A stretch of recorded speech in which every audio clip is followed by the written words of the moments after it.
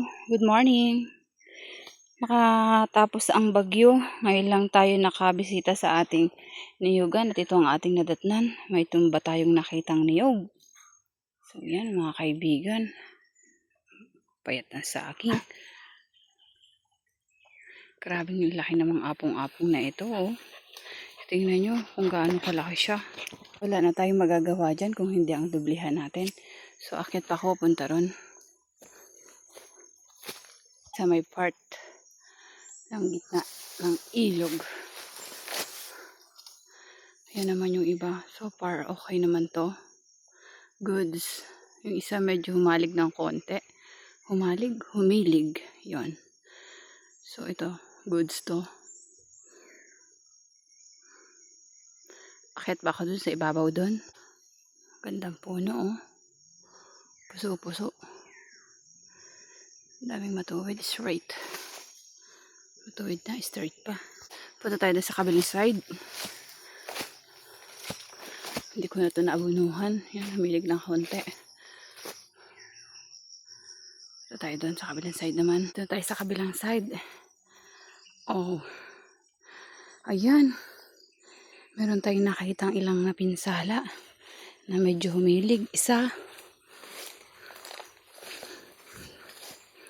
Dalawa.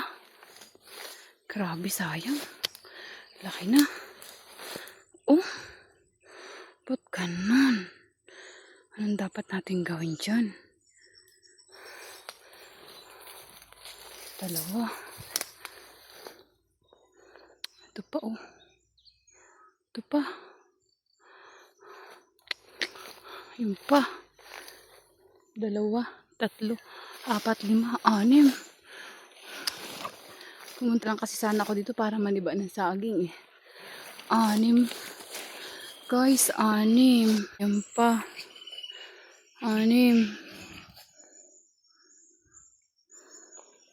7. Ayun pa. Pang-8. Humilig din. Tabayin natin naman yung saging na to. Pwede na to. Kahit mga payat. Ano ba yan? Sayang. Ito sa kabilang side. Grabe, oh. Ano ba yan? Ano?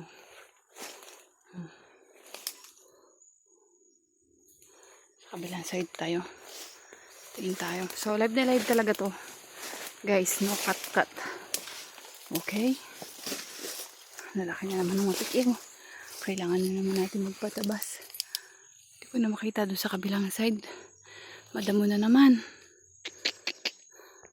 Ang bilis lumago ng damo, oh. Feeling ko okay naman. Dito sa part na to.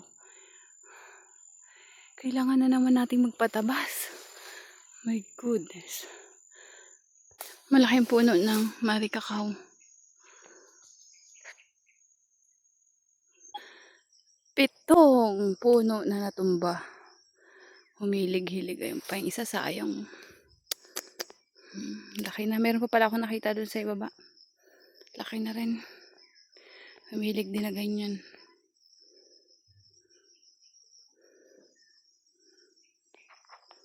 Mukhang niluluto doon, oh.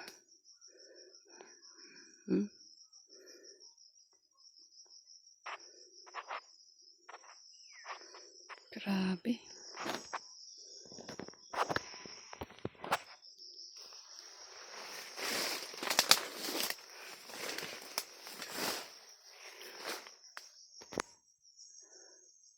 Ang damo na napakatalas mga kaibigan talaga. Kaya naman api. Oh.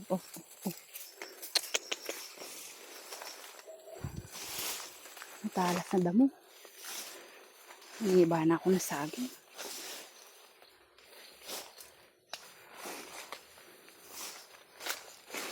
October 10.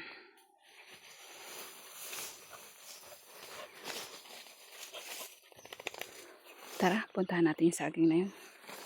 Kukunin natin, sayang eh.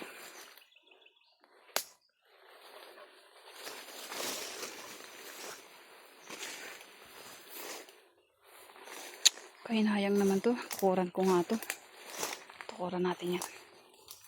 Para ano, gumanda.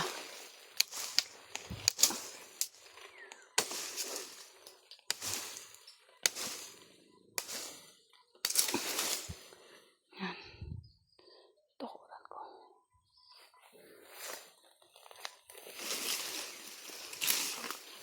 Hindi kayang tukuran. Umuuga talaga na dito sa mga puno-puno na yan.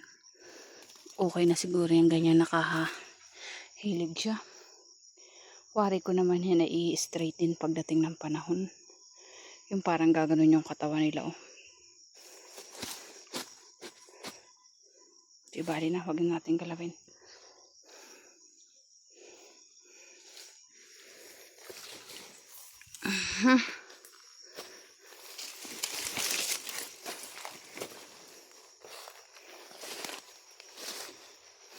Pambihira.